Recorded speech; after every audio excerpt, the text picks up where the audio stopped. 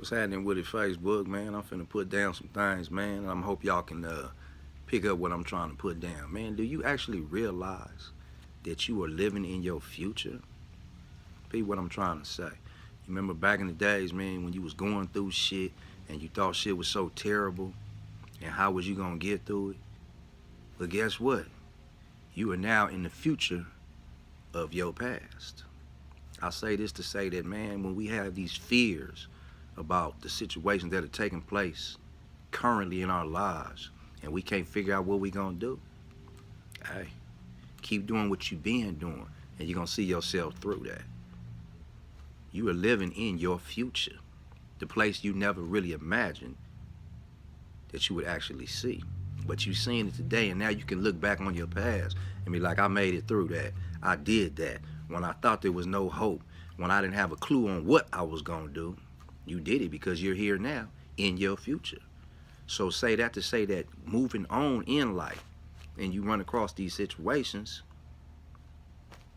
they won't be as terrible as you seem to think that they are, because you've dealt with things that you thought was the last straw and you made it through to see another day.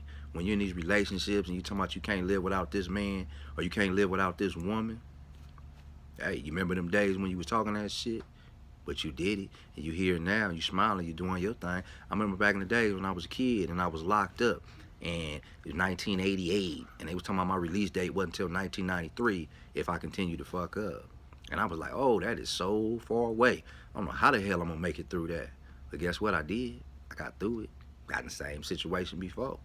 Again, after that, I was sentenced to 21 years in prison with 85%, meaning that I had to do 19 years off of that 21.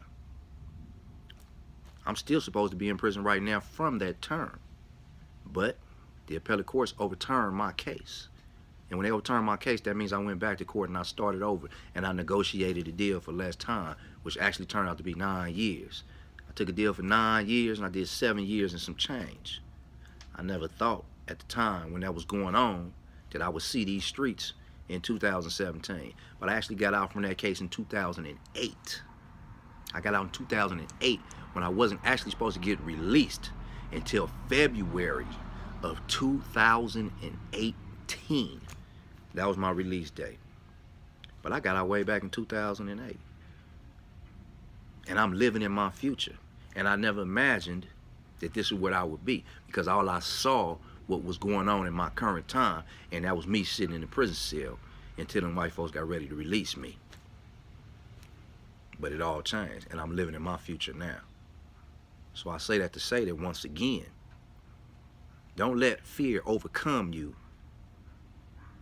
and stop you from doing the things that you need to do, because you're worrying for nothing, because you're gonna prevail like you always have prevailed. May not always be to your liking, but you get through that shit and you keep on pushing and you're gonna stay getting through it. So next time motherfucking something run up on you and you don't know what to do, you don't know how you're gonna pay this bill, you don't know how you're gonna do that, figure that shit out and keep it pushing.